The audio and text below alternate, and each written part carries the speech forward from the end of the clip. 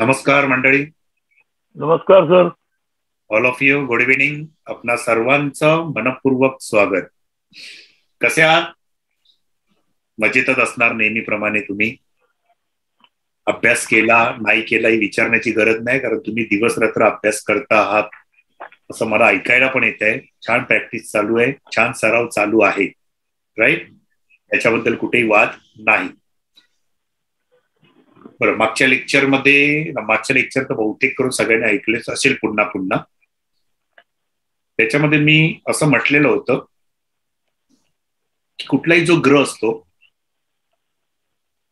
त्याचा नक्षत्र स्वामी जो असतो, नक्षत्र स्वामी तो कुठे बसलाय ते फार इम्पॉर्टंट आहे.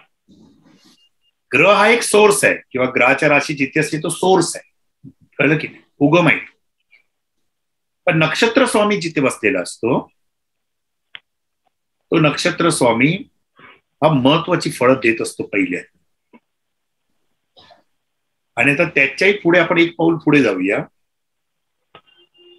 की जसा आपण एखादा ग्रह बघितला होता तर त्या ग्रहाचा नक्षत्र स्वामी, बरोबर आहे? आता आपण पुन्हा पुढे जाऊन त्याच्याही पुढे जाऊन एक स्टेप्स पुढे जाऊन बघूया ग्रहाचा उपनक्षत्र स्वामी,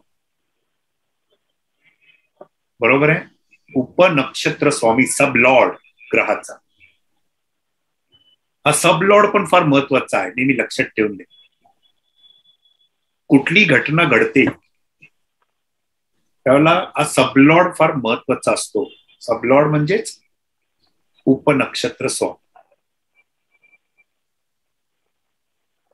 केपी मध्ये कस्प कुंडलीला फार महत्व आहे, म्हणजेच भावचलित कुंडलीला फार महत्व. कुंडलीचे 12 भाव. पण नंतर जसं मागच्या वेळेला आपण बघितलं होतं लेक्चरमध्ये की त्या राशीचा उगम किती डिग्रीवर झाला, बरोबर आहे? किती डिग्री किती अंशवर होता. मग तिथून प्रथम भावाची व्याप्ती किती होती, मग ती व्याप्ती नंतर द्वितीय भावाला किती अंशाला सुरू झाली, ती द्वितीय भावाची व्याप्ती किती अंशापर्यंत राहिली, त्यानुसार ते प्रत्येक भाव विभागले गेले राशीमध्ये, बरोबर की नाही? कमी जास्त प्रमाणामध्ये. आणि त्यावेळेला प्रत्येकाचा पुन्हा नंतर आपल्याला एखाद्या भावाची राशी येते तिकडे, म्हणजे त्या भावामध्ये कुठली ना कुठली राशी येते ना, म्हणजे राशीचा लॉर्ड असतो ना कोणतरी, बरोबर आहे? तसं मागच्या वेळेला आपण कुंडलीमध्ये पाहिलं होतं की ती कर्क लग्नाची कुंडली होती. 95 डिग्री दाखवलेलं होतं आपल्याला तिथे, 95 अंशाला सुरू झालेलं आहे तिकडून, बरोबर आहे? म्हणजे 95 डिग्री म्हणजेच त्याला 30 ने भागल्यावर 3 राशी पूर्ण झाल्या, म्हणजे मिथुन रास पूर्ण होऊन कर्क राशीमध्ये तो भाव होता. म्हणजे प्रथम भाव कर्क राशीमध्ये 5 अंशाला सुरू झालेला होता. मग प्रथम भाव हा कर्क लग्नाचा होता, म्हणजेच राशीचा लॉर्ड कोण झाला होता तिकडे?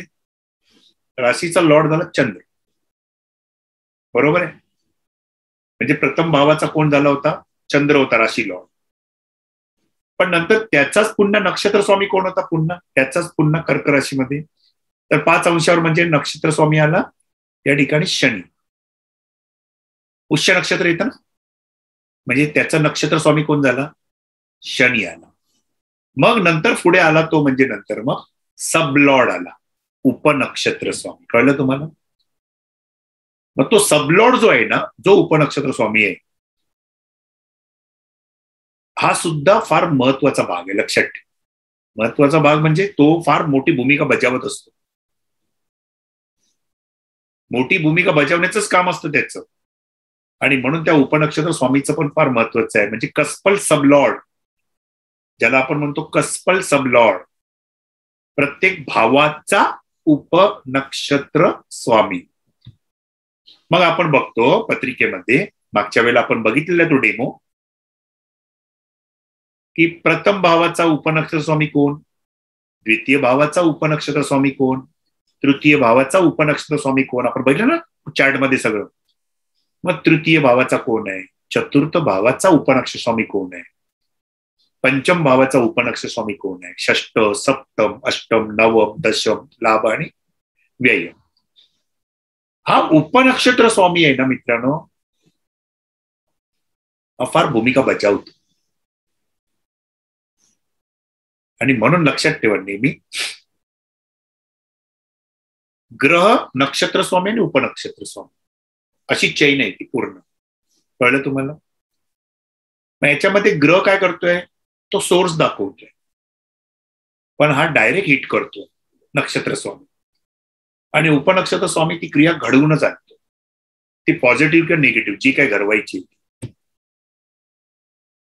म्हणून आपण ज्यावेळेला महादशा स्वामी बघतो, तर आपला जो कोण तुमचा आता जो कोण महादशा स्वामी असेल, जो तुमच्यावर राज्य करत असेल ना कोणतरी, आता की नाही करत असणार, कोणतरी 101% राज्य करत असणार तुमच्यावर. पण त्या ग्रहाचा, जो तुमचा ग्रह आहे, त्या ग्रहाचा नक्षत्र स्वामी कोण आहे आणि नंतर त्याचा उपनक्षत्र स्वामी कोण आहे, लक्षात आलं? सबलॉर्ड कोण आहे ग्रहाचा, तो पण महत्वाचा भाग आहे. म्हणून तुम्ही बघायचं, प्रत्येकाची कुंडली बघायची, इंडिव्हिज्युअल लेवलला बघायची, की आपल्या ग्रहाचा, आपल्याला कुठल्या ग्रहाची महादशा सुरू आहे. कळलं तुम्हाला मी काय म्हटलं ते? प्रत्येकाने बघा, प्रत्येकाची वेगळी असेल, प्रत्येकाची सारखी नसणार. आहे का? सारखी आहे का? हा, नाही आहे ना? प्रत्येकाची सारखी दशा नसणार, प्रत्येकाला वेगवेगळ्या ग्रहाची दशा असू शकते. मग कुठल्या ग्रहाची महादशा सुरू आहे आणि तो महादशा स्वामी कुठल्या राशीमध्ये आहे आणि त्याचा नक्षत्र स्वामी कोण आहे तो, आणि त्याच्याही पुढे जाऊन बघा त्याचा उपनक्षत्र स्वामी कोण. तुम्हाला चार्ट मध्ये दिलेलं आहे कुंडलीचा, ज्याला तुमच्याकडे सुद्धा असा एक चार्ट असतो, त्याच्यामध्ये बघा दिलेले ग्रह, ग्रहांचे अंश, राशी स्वामी, नक्षत्र स्वामी आणि सबलॉर्ड एकाच लाईन मध्ये असणार बघा सगळे दिलेले. सबलॉर्डची भूमिका फार महत्वाची आहे इथे पण लक्षात ठेवा, जसं नक्षत्र आणि उपनक्षत्र स्वामी. काही वेळेला ग्रहांना जेवढं महत्व नाही ना, तेवढं त्याचं नक्षत्र स्वामी फार काम करतं आणि उपनक्षत्र स्वामी फार काम करतं. म्हणून आता प्रत्येकाने बघायचं स्वतःच्या कुंडलीमध्ये आपल्याला कुठल्या ग्रहाची महादशा सुरू आहे आणि त्या महादशा स्वामीचा नक्षत्र स्वामी काय आहे आणि तो नक्षत्र स्वामी कुठे बसलेला आहे आणि त्याचं कार्यक्षत्व काय आहे. म्हणजेच आपण थोडक्यात, म्हणजे तुम्ही आपल्या जो चालू कार्येश ग्रह आहे तुमचा आता, म्हणजेच जो चालू महादशा स्वामी जो असेल, तो तुम्हाला स्थानक काय इंडिकेट करतो. म्हणजे त्या ग्रहाचं कार्यक्षेत्र तुम्ही काढता ना, की माझं या ग्रहाचं कार्यक्षेत्र आहे, म्हणजे ग्रह स्वतः ज्या राशीत बसलेला आहे तो भाव, नंतर ग्रह ज्या नक्षत्रामध्ये बसलेले आहे, बरोबर की नाही, आणि मग ग्रहाची दृष्टी लिहिता, म्हणजे त्या ग्रहाचं स्वतंत्ररित्या तुम्ही कार्यक्षत्व काढता. तो कार्यक्षत्व तुम्हाला कुठली स्थानं ऍक्टिव्हेट करतो. कळलं तुम्हाला? प्रत्येकाने इंडिव्हिज्युअल लेवलला आपापलं बघायचं, म्हणजे तुम्हाला कळेल की आपल्या ग्रहाचा आता जो चालू महादशा स्वामी आहे तो काय कार्यक्षत्व देतोय, कुठली स्थानं ऍक्टिव्हेट करतोय, कुठल्या स्थानावरून काय होणार आहे. लक्षात ठेवा, प्रत्येकाचं वेगवेगळं येऊ शकतं. आता मला सांगायचा महत्वाचा मुद्दा म्हणजे, जो ग्रह असेल तुमचा महादशा स्वामी, त्याचा नक्षत्र स्वामी कुठे हिट झालाय तुम्हाला, म्हणजेच तो भावचलित कुंडलीमध्ये कुठे बसलाय स्वतः जाऊ. कारण मी असं म्हटलंय, कुठलाही महादशा स्वामी हा स्वतःची फळं देणारच आहे, पण त्याचा नक्षत्र स्वामी जोरदार फळं देत असतो. महादशा स्वामीचा नक्षत्र स्वामी जोरदार फळं देणार आणि मग आहे पुन्हा नंतर पुढे जाऊन उपनक्षत्र स्वामी. म्हणजे थोडक्यात आता सांगायचं म्हणजे, आता एक समीकरण करूया पूर्ण. एखादा व्यक्ती, आता आपण पहिल्यांदा एखाद्याची कुंडली, आपण प्रश्न असतो विवाह केव्हा होणार.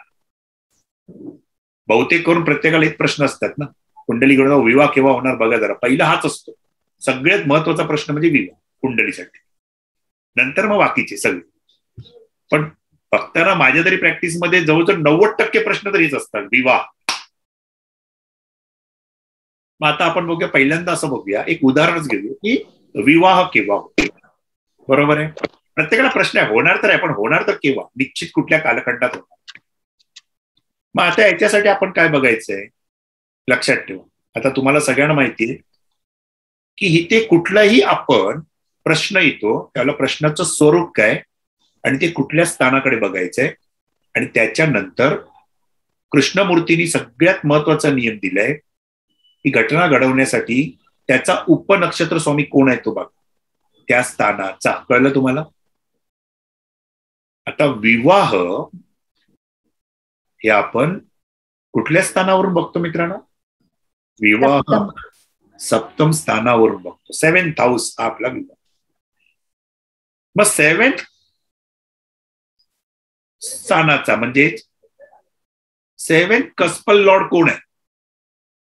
7व्या स्थानाचा उपनक्षत्र स्वामी कोण आहे तो आपल्याला पहिल्यांदा बघायचा.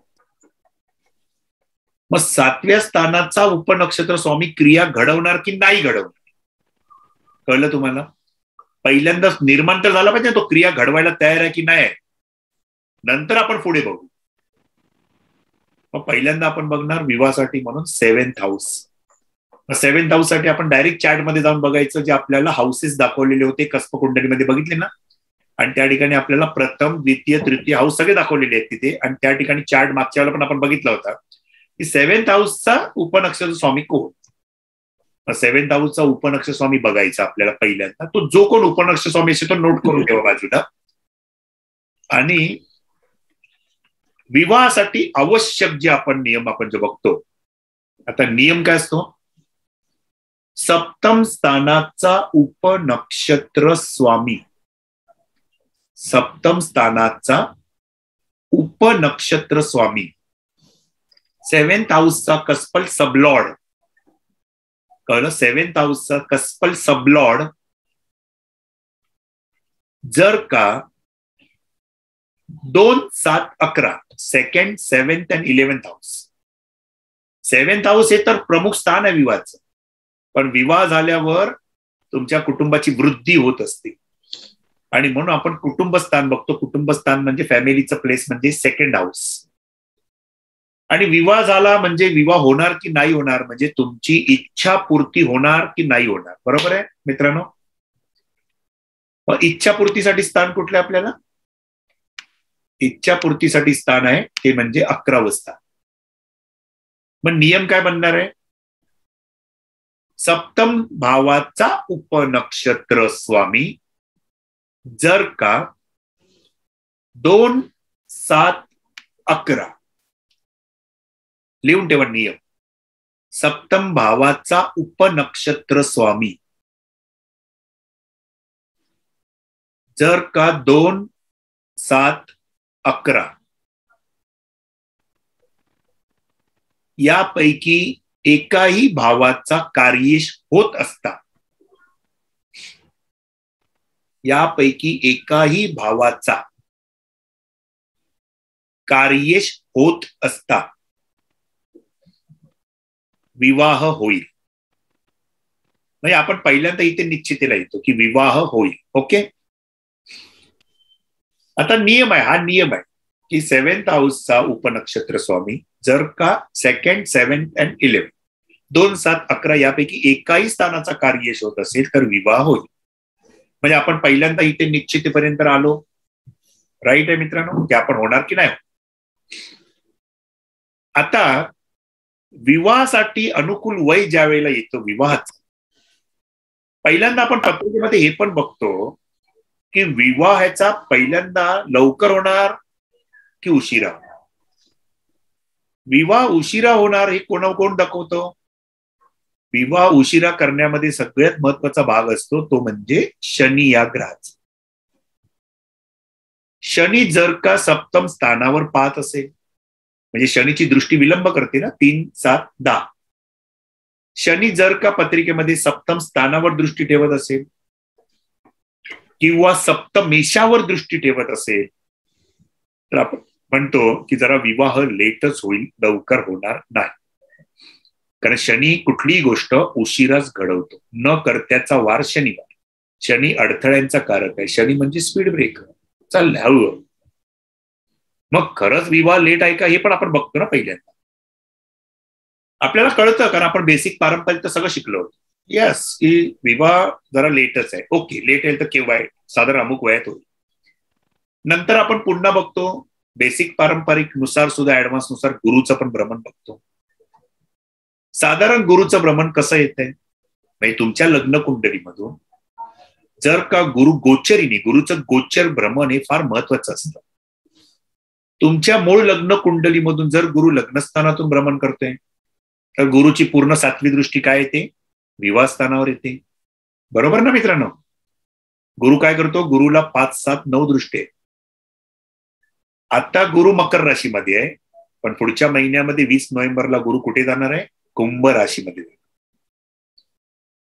मग कुंभ लग्न जर एखाद्याचं असेल तर कुंभ लग्न जर असेल तर कुंभ लग्नातून गुरुचं भ्रमण होणार. आणि एखादी व्यक्ती यंदा कर्तव्य असं म्हणत असेल तर गुरुचं गोचर भ्रमण कुठून आहे, लग्नातून असल्यामुळे गुरु आपल्या 7व्या दृष्टीने विवाह स्थानाकडे दृष्टी टाकणार. म्हणजे हा एक प्रबळ योग होईल. किंवा गुरु ज्याच्या कुंडलीमध्ये 3य स्थानातून भ्रमण करत असेल 3rd हाऊस मधून तर गुरुची 5वी दृष्टी पुन्हा कुठे येते, 7म स्थानावर येते. गुरु जर का लाभस्थानातून भ्रमण करत असेल तर गुरुची 9वी दृष्टी 7म स्थानावर येते. किंवा पत्रिकेमध्ये शुक्रावरून गुरुचं भ्रमण येत असेल, जन्मस्थ शुक्रावरून गुरुचं भ्रमण, जन्मस्थ शुक्राला गुरु पाहत असेल, 7 मेषावर गुरुची पुन्हा दृष्टीयोग असेल तर आपण म्हणतो अरे वा, गुरुचा योग पण अत्यंत चांगला आहे. म्हणजे गुरुचा दृष्टीयोग पण अत्यंत छान होतो. गुरुची दृष्टी शुभच मानतोय आपण. राशीनुसार सुद्धा गुरुचं भ्रमण चांगलं आहे. राशीनुसार पण गुरु चांगला लागला, आपण म्हणतो वा अनुकूल आहे. म्हणजे यंदा विवाह म्हणजे या टायमिंग मध्ये विवाह होईल किंवा तो विवाहाचा टायमिंग तुम्ही काढू शकता. कारण तुम्हाला माहिती असतं की गुरु केव्हा भ्रमण करणार. कारण गुरुची पण अनुकूलता फार महत्वाची आहे ना, गुरुबळ पण महत्वाचं असतं. आता हा पण एक विचार झाला स्वतंत्ररित्या आपला, आपण एक विचार करतोय पत्रिका बघताना. त्याच्यानंतर आपला नंतर विचार होतोय आता कोण घडवणार हा विवाह. घडवण्याला पण काळ लागतोय ना, घडवणार कोण, कुठला महादशा स्वामी एक क्रिया घडवू शकतो. मग याच्यासाठी विवाहाचं जे योग्य वय असेल त्या वयामध्ये महादशा कुठली लागलेली आहे. कारण महादशा स्वामी ठरवतोय मला तुला काय द्यायचंय ते, तो ठरवणार. अभी मेरा राज है, मोदी ठरवणार, मेरे को कोई नहीं लाएगा 2024 तक, जो करना है वो करो, चलो भाग जाओ. बरोबर आहे. राजा आहे ना तो 2024 पर्यंत. काय आहे, मस्तच आहे. मोदींच्या पण कुंडलीमध्ये राजयोगकारक ग्रहाची दशाच चालू आहे ना. वृश्चिक लग्न लग्नातच चंद्रमंगळ आहेत त्यांच्या. वृश्चिक लग्न लग्नातच चंद्रमंगळ नाही आहेत का. भाग्येश चंद्र लग्नात बसलाय लग्नेशा बरोबर. आणि षष्टेश पण मंगळ आहे. म्हणजे त्या सत्ता गाजवायच्या आहेत ना सगळ्या बाजूने. आणि चंद्राची महादशा ज्यावेळेला ते पहिल्यांदा झाले प्राईम मिनिस्टर त्यावेळेला तीच दशा आहे. नंतर पण तीच दशा चालू आहे. त्याच्या दुसऱ्या दशेत सुद्धा ते प्राईम मिनिस्टर झाले. चंद्र भाग्येशच आहे ना वृश्चिक लग्नाच्या कोंड्याला. तोच लग्नात बसलाय मंगळाबरोबर. लग्नेश आणि भाग्येश एकत्र आहे. चांगला योग आहे. म्हणजे दुसऱ्या ह्याच्यामध्ये पण ती चंद्राची दशा 10 वर्षाची चालू आहे. झाले ते दुसऱ्या वेळा पण प्राईम मिनिस्टर.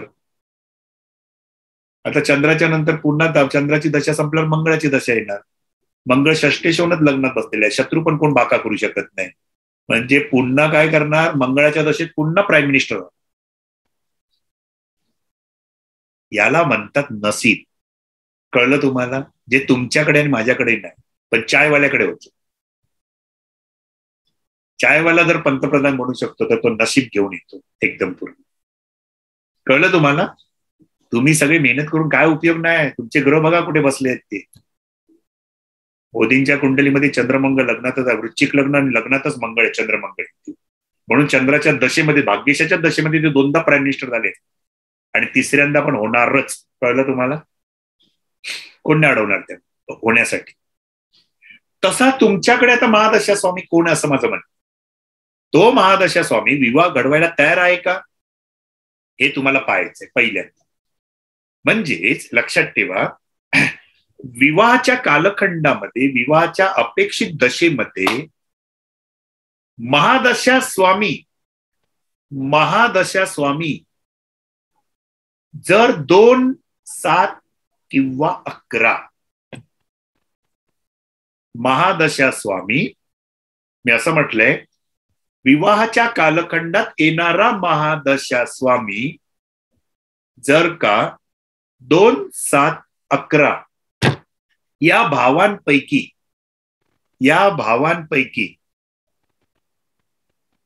एखाद्या भावाचा किंवा जास्तीत जास्त भावांचा कार्येश होत असेल, म्हणजे 2, 7, 11 या जास्तीत जास्त 2चा पण होतोय, 7चा पण होतोय, 11 चा पण होतोय, म्हणजे आपण म्हटलं जास्तीत जास्त कार्येश, किंवा काही वेळेला महादशा स्वामी 2 आणि 7चाच होतोय, किंवा 7 आणि 11चाच होतोय, किंवा 2 आणि 11चाच होतोय, किंवा फक्त सप्तमाचाच होतोय, पकडून चला. तर काय करणार? महादशा स्वामी जर का 2, 7, 11 या भावांपैकी जास्तीत जास्त भावांचा कार्येश होत असेल तर तो महादशा स्वामी विवाह घडवून आणू शकतो. Simple formula. कळलं तुम्हाला मी काय म्हटलंय? Very simple formula. एकदम काही डोक्याला खाद्य घ्यायचं नाही, विचार करायचा नाही. महादशा स्वामीचं कार्यक्षत्व काढायचं आणि 2, 7, 11चा कार्येश होतोय का, त्यापैकी एकाही भावाचा कार्येश होतोय का, बस एवढं बघायचंय. पण जो महादशा स्वामी जर 2, 7, 11चा बलवान कार्येश होतोय तर आपण म्हणतो हा महादशा स्वामी निश्चित कार्य घडवतो. आता तो महादशा स्वामी चंद्र 10 वर्ष बसला असेल, मंगळ 7 वर्ष बसला असेल, राहू 18 वर्ष असेल, गुरु 16 वर्ष असेल, त्याच्या कालखंडात नक्की विवाह केव्हा घडवणार? मग नक्की केव्हा घडवणार? तर या महादशा स्वामी बरोबर कोणतरी अंतर्दशा स्वामी येणारच असणार. कळलं तुम्हाला? कोणतरी अंतर्दशा स्वामी येणार ना. मग आता आपल्याला नंतरची स्टेप्स काय बघायची आहे? कुठला अंतर्दशा स्वामी 2, 7, 11 पैकी जास्तीत जास्त भावांचा कार्येश होतोय? कळलं तुम्हाला मी काय म्हटलं ते? त्या महादशेमध्ये कोण अंतर्दशा स्वामी येणार आहे? जो 2, 7, 11 पैकी जास्तीत जास्त भावांचा बलवान कार्येश होतो आहे. जो अंतर्दशा स्वामी विवाहाच्या सुयोग्य वयात, निश्चित वयात, त्या कालखंडात जो अंतर्दशा स्वामी सुद्धा 2, 7, 11चा महादशा स्वामी बरोबर कार्येश होतोय, त्या महादशेमध्ये आणि त्या अंतर्दशेमध्ये निश्चित विवाह घडेल. मग आपण तो काळ काढतोय, बरोबर आहे, निश्चित काळ काढतोय. आता महादशेमध्ये अंतर्दशेचा काळ काढला,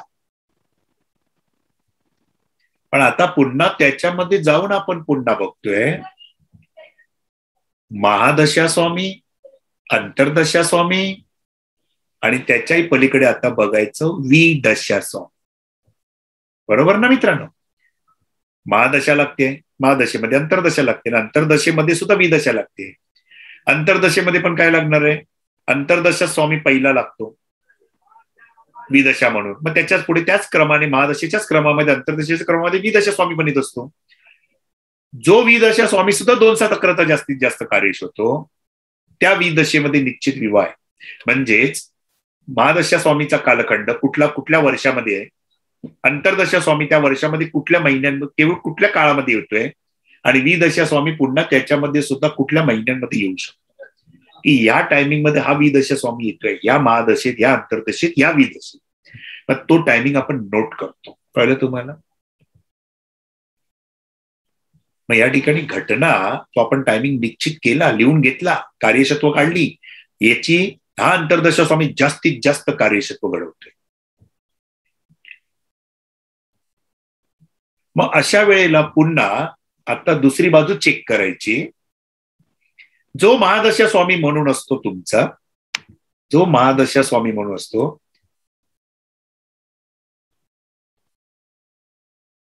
त्याचा पण कोणतरी नक्षत्र स्वामी असतो आणि उपनक्षत्र स्वामी पण असतो ना.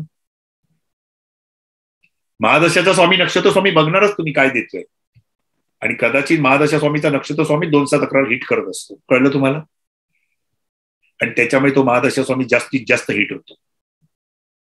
पण त्याचबरोबर त्या महादशा स्वामीचा म्हणजे त्या प्लॅनेटचा, त्या ग्रहाचा जो कोण ग्रह असेल त्याचा उपनक्षत्र स्वामी कोण आहे तो बघा. कळलं तुम्हाला मी काय म्हटलंय? सबलॉर्ड कोण आहे त्या ग्रहाचा. जो सबलॉर्ड बघायचा, त्या चार्टमध्ये जाऊन बघायचा. आपण ग्रहांचा चार्ट दिलेला असतो ना सगळं, त्या चार्टमध्ये जाऊन बघायचं कुठल्या ग्रहाची महादशा आहे. ओके, याची. मग याचा पुन्हा उपनक्षत्र स्वामी कोण आहे. त्या ग्रहाचा जो उपनक्षत्र स्वामी असेल आणि तो उपनक्षत्र स्वामी सुद्धा घटना घडवण्यासाठी 2-7-11चा कार्येश होत असेल तर निश्चित तो महादशा स्वामी ती घटना घडवतोच. कळलं तुम्हाला? महादशा स्वामीचा सबलॉर्ड हा सुद्धा 2-7-11चा कार्येश होतच असेल तर हा महादशा स्वामी ही घटना घडवण्यासाठी अत्यंत प्रबळ आहे असं आपण म्हणतो. कळलं? मग याच बरोबर पुन्हा नंतर अंतर्दशा स्वामी पण सेम अँगलने बघू शकता. अंतर्दशा स्वामीचा सुद्धा उपनक्षत्र स्वामी कोणतरी असेल, तो उपनक्षत्र स्वामी सुद्धा 2-7-11ला हिट करतोय. तर आपण म्हणतो वा, अंतर्दशा स्वामी हा पण 2-7-11ला मजबूत कार्येश होतोय आणि पण त्याचा उपनक्षत्र स्वामी सुद्धा कार्येश होतोय. म्हणजे ह्या अंतर्दशा स्वामी निश्चित घटना घडत. कळलं तुम्हाला? ही स्टेप झाली. पुन्हा नंतर दुसरी. मग आता महादशेमध्ये या अंतर्दशेमध्ये ही घटना घडेल. ओके, मग आता घटना निश्चित केव्हा घडली. सगळ्या ग्रहांचा स्रोत आपल्याला कोण पोचवतो आपल्यापर्यंत? सगळ्या ग्रहांचा स्रोत आपल्यापर्यंत राईट सूर्य पोचवतो. रवी आपल्याकडे घेऊन येतो तो स्रोत. बरोबर आहे मित्रांनो?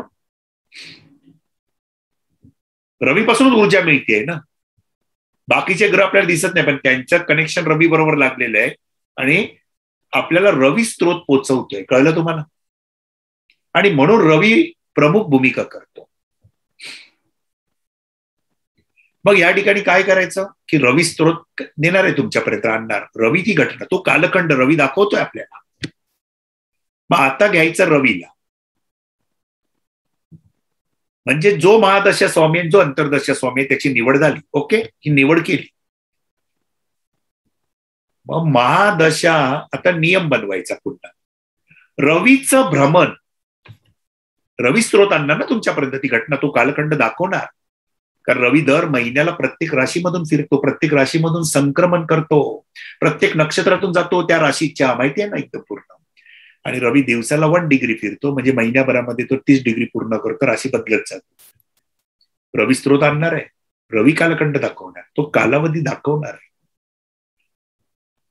म्हणजेच मित्रांनो आता नियम बनवायचा महादशा स्वामी आणि अंतर्दशा स्वामी. राईट? मग आपण असं घ्यायचंय, महादशा स्वामीच्या राशीतून रवीचं गोचर भ्रमण, रवीचे गोचर भ्रमण महादशा स्वामीच्या राशीतून आणि अंतर्दशा स्वामीच्या नक्षत्रातून ज्यावेळी रवी भ्रमण करेल त्यावेळेला ती घटना घडेल. कळलं तुम्हाला? महादशा स्वामीच्या राशीतून आणि अंतर्दशा स्वामीच्या नक्षत्रातून ज्यावेळी रवी गोचर भ्रमण करेल तो कालावधी विवाहासाठी योग्य होईल. कळलं? हे कालावधी काढलं. आता याच्यासाठी उदाहरण म्हणून काय, समजा एखाद्याला गुरुची महादशा आहे आणि शुक्राची अंतर्दशा आहे. महादशा गुरु आणि अंतर्दशा स्वामी शुक्र. महादशा स्वामी गुरु 2-7-11चा कार्येश होतो आहे आणि त्याचबरोबर त्याचा उपनक्षत्र स्वामी सुद्धा होतोच आहे, हे बघितलं. आणि अशा वेळेला येणारा पहिल्यांदा गुरुमध्ये गुरु, मग गुरुमध्ये शनी, मग गुरुमध्ये बुध, मग केतू आणि मग शुक्र. मग गुरुमध्ये शुक्र ज्या वेळेला लागणार आहे ते कदाचित वय मुलाचं 28 ते 30 वर्ष असेल आणि तो कालावधी विवाहासाठी योग्य पण आहे, पाहणी पण करतायत, बघतात पण आहे. बरोबर आहे? पण आपण बघतोय शनी पण नाही करणार आहे, बुध पण नाही करत आहे, म्हणजे ते जास्ती कार्यश नाही होत, केतू पण नाही, पण करतोय कोण? शुक्र. मग आपण काय बघितलं, शुक्र कार्यक्षत्व जास्ती करतोय 2-7-11 अंतर्दशा स्वामी. म्हणजेच गुरु महादशेमध्ये शुक्र अंतर्दशेमध्ये हा विवाह होईल. मग आपण तो कालखंड पण घेतला की गुरु महादशे शुक्र अंतर्दशा केव्हा लागले ते आपल्याला टायमिंग दिलेला असतो आणि त्यावेळेला मुलाचा 28-29 वय असेल. म्हणजे वयाच्या 28-29 वर्षी मुलाचा विवाह होईल तर केव्हा होईल, त्यावेळेला कुठल्या महिन्यामध्ये होईल, कुठल्या तारखेला होईल साधारण कळलं. मग याच्यासाठी स्त्रोत आपण काय करतोय, रवीचा स्त्रोत. रवी तुमच्यापर्यंत सगळ्या ग्रहांचा स्त्रोत आणतोय, ही घटना घडवतोय. म्हणजे कुठला महिना, वर्षभरातली घटना घडवण्यासाठी रवीला बघतो आणि महिन्याभरातली घटना घडवण्यासाठी चंद्राला बघतो. सांगितलं होतं बेसिक मध्ये मी पहिल्यांदा केपीला, महिन्याभरातल्या वर्षभरातल्या ज्या घटना घडवतो तो रवी, वर्षभरातल्या महिन्यातल्या ज्या घटना घडतात कुठल्या महिन्यात तो रवी, आणि महिन्याभरातली दिवसागणितली घटना असेल तो चंद्र. नियम सारखाच लागणार दोघांना, बरोबर, कारण रवी आणि चंद्र स्त्रोत आणतात आपल्यापर्यंत. मग गुरु आणि शुक्र आपण हे जर पकडले तर आपण म्हणताना असं म्हणतोय, नियम काय बघितला, रवीचं गोचर भ्रमण महादशा स्वामीच्या राशीतून आणि अंतर्दशा स्वामीच्या नक्षत्रातून ज्यावेळी होईल त्यावेळेला ती घटना घडेल. ओके, बरोबर आहे. मग महादशा स्वामी कोण आहे, गुरु, आणि अंतर्दशा स्वामी शुक्र. म्हणजेच गुरुच्या राशीमधून आणि अंतर्दशा स्वामी शुक्राच्या नक्षत्रातून ज्यावेळी गुरु रवीचं गोचर भ्रमण होईल त्यावेळेला ती घटना घडेल. महादशा स्वामी गुरुच्या राशीत शुक्राचं नक्षत्र. मग आता आपल्याकडे गुरुच्या राशी आहेत 2, धनु आणि मीन. मग धनुरास लिहायची पहिल्यांदा बाजूला आणि मीन रास पण लिहायची बाजूला. मग पहिल्यांदा बघायचं धनुराशीमध्ये कुठली नक्षत्र येतात. तर धनुराशीमध्ये 0° ते 13°20 कलाला केतूचं नक्षत्र येतं. 13°20 कला ते 26°40 कला पूर्वाषाढा नक्षत्र येतं शुक्राचं, आणि 26°40 कला ते 30° उत्तराषाढा नक्षत्र येतं रवीचं. बरोबर आहे. म्हणजे धनुराशीमध्ये कुठली नक्षत्र आली, केतू, शुक्र आणि रवी. ओके, आता बघूया मीन रास. मीन राशीमध्ये काय येतं, गुरुच्याच राशीमध्ये बघायला पाहिजे ना आपल्याला. मीन राशीमध्ये पहिल्यांदा नक्षत्र येतं ते म्हणजे पूर्व भाद्रपदा. ते नक्षत्र येतं 0° ते 3°20 कला. नंतर येत आहे ते म्हणजे उत्तरा भाद्रपदा मीन राशीमध्ये 3°20 कला ते 16°40 कला उत्तरा भाद्रपदा नक्षत्र शनीचं, आणि मग 16°40 कला ते 30° रेवती नक्षत्र येतं बुधाचं.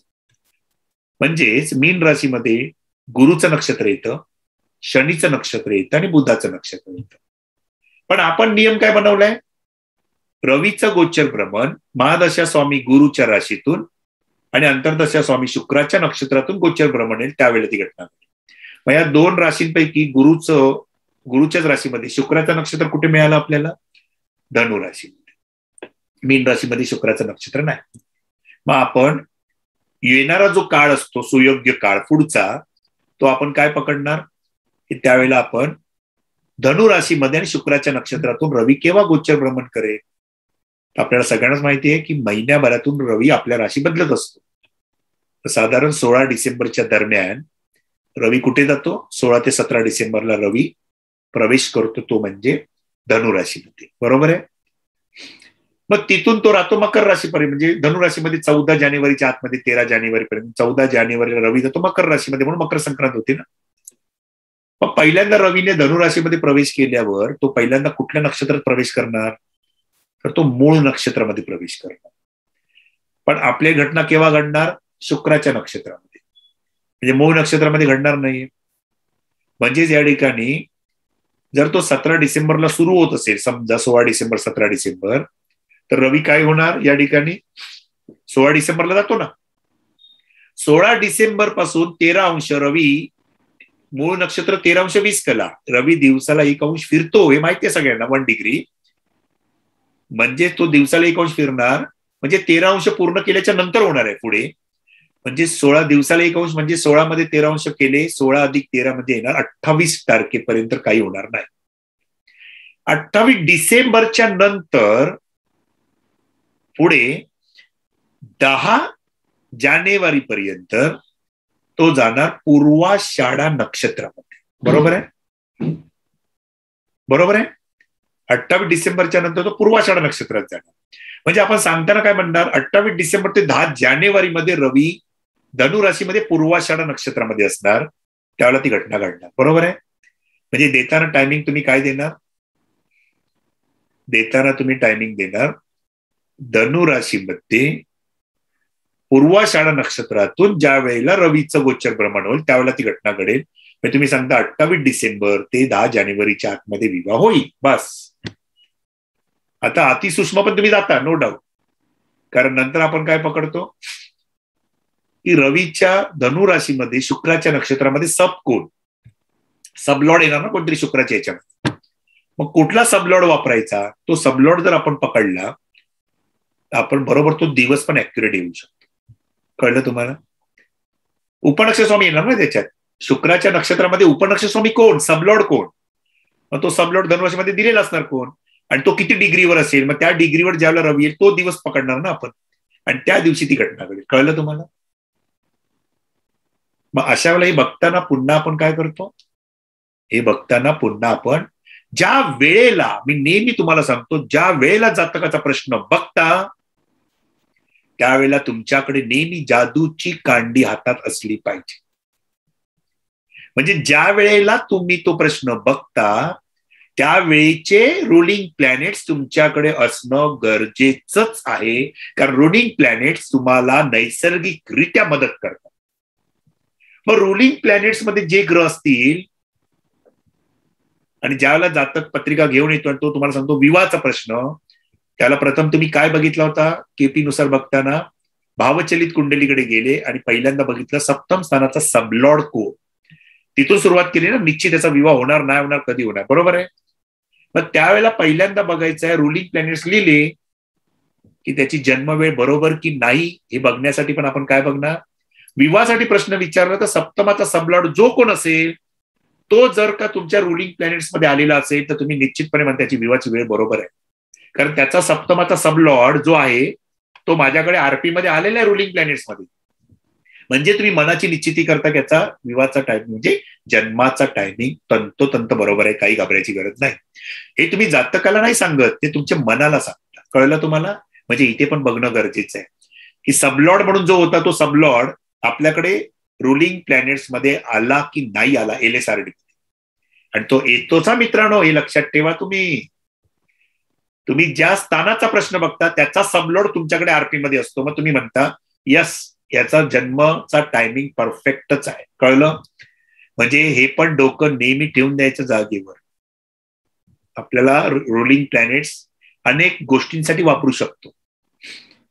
मग रुलिंग प्लॅनेट्स तुमच्याकडे असताना तुम्ही जो अंतर्दशा स्वामी निवडता, जो जास्तीत जास्त 2-7 अकराचा कार्यश होतो, आणि मग त्या महादशा स्वामीच्या राशीतून, अंतर्दशा स्वामीच्या नक्षत्रातून ज्यावेळेला रवीचं गोचर भ्रमण होतो तो महिना पण वर्षभरातला निवडता, त्या दर्शीतला, त्या अंतर्दशेतला महिना पण काढता. बरोबर आहे? मग हा ज्या वेळेला तुम्ही नियम पूर्ण वापरता त्याला तो अंतर्दशा स्वामी जो सिलेक्ट केलेला असतो तो अंतर्दशा स्वामी निश्चित लक्षात ठेवा रुलिंग प्लॅनेट्स मध्ये आलेलाच असतो. आणि तुम्हाला खात्री पडते आपल्याकडे रुलिंग प्लॅनेट्स मध्ये हा प्लॅनेट आहे म्हणजे तो जोरदार फळं देणार आपल्याला. कळलं तुम्हाला? 101% देणार तो फळ. म्हणून रुलिंग प्लॅनेट्स आपल्याकडे पाहिजे. कळलं तुम्हाला मित्रांनो मी काय म्हटलंय? की तुम्ही ज्याची निवड करणार तो तुमच्याकडे आलेलाच असतो. तुम्ही हे अनुभवाने शिकाल, कारण मी अनुभव नेहमी घेत असतो म्हणून मी तुम्हाला सांगतो. आणि ज्या ज्या वेळेला माझे विद्यार्थी काही कारणामुळे कन्सल्टेशन मध्ये असतात तेव्हा त्यांच्या करत असतात त्यावेळेला मी पुन्हा आवर्जून या गोष्टींवर भर देतो, बघा आहे की नाही, बघा आहे की नाही, सांगतो की नाही मी त्यावेळेला. का? कारण तुम्ही शिकतात म्हणून तुम्हाला माहिती असतं की बघा या गोष्टी आहेत इकडे. आणि म्हणून तो रुलिंग प्लॅनेट्स आपल्यासाठी अत्यंत महत्वाचा असतो, तो बाजूला ठेवायचा. आता मी तुम्हाला नियम सांगितला की रवीचं गोचर भ्रमण अत्यंत महत्वाचं असतं, की रवी आपल्याला तो कालखंड दाखवतो वर्षभराच्या घटनेतला. कळलं तुम्हाला? वर्षभरात केव्हा घटना घडेल मग जर काही वेळेला तुम्हाला महादशा स्वामीच्या राशीतून आणि अंतर्दशा स्वामीच्या नक्षत्रातून रवीचं गोचर भ्रमण कधी नाही मिळालं तर तुम्ही आता उलट पण करू शकता. हाच नियम उलटा करू शकता. अंतर्दशा स्वामीच्या राशीतून, काय म्हटलं मी, रवीचं गोचर भ्रमण अंतर्दशा स्वामीच्या राशीतून व महादशा स्वामीच्या नक्षत्रातून ज्यावेळी गोचर भ्रमण होईल त्यावेळेला ती घटना घडेल. घटना केव्हा घडेल कळलं तुम्हाला? म्हणजे असं नाही मिळालं तर उलट पण करू शकता. रवीचे गोचर भ्रमण अंतर्दशा स्वामीच्या राशीतून आणि महादशा स्वामीच्या नक्षत्रातून ज्यावेळी रवीचं गोचर भ्रमण होईल त्यावेळी ती घटना घडेल असं तुम्ही निश्चित काढू शकता. आणि पुन्हा बघू शकता रुलिंग प्लॅनेट्स मध्ये कोण आहे, LSRD मध्ये कोण आहे तुमच्याकडे. लक्षात आलं? हा एक झाला नियम. आता मी इथे थांबतो.